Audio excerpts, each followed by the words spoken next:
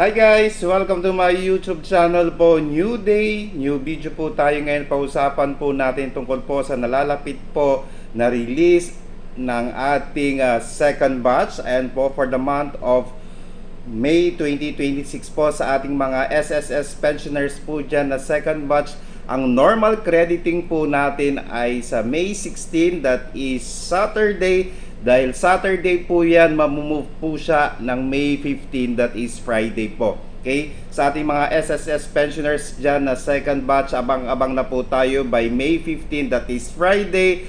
Marirelease na po ang inyong monthly pension. Ayan po, for the month of May 2026 po. At syempre po, again, parati po natin sinasabi po ito sa ating mga pensioners po na wag pong kalimutang mag-comply ng AKOP or Annual Confirmation of Pensioner dahil isa po ito sa mga rason kung bakit hindi po ninyo matatanggap ang inyong monthly pension.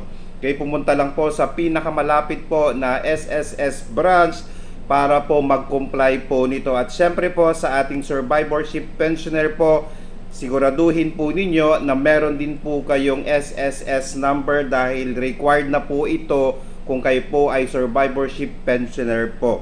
Okay, ulitin po natin sa ating mga SSS pensioner po na second batch po, darating na po ang inyong pension ng May 15, mapapaaga po yan. Ayan po, dahil ang 16 ay Saturday, kaya po May 15, meron na po kayong SSS pension.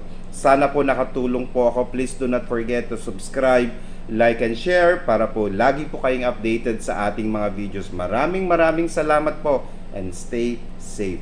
Bye-bye!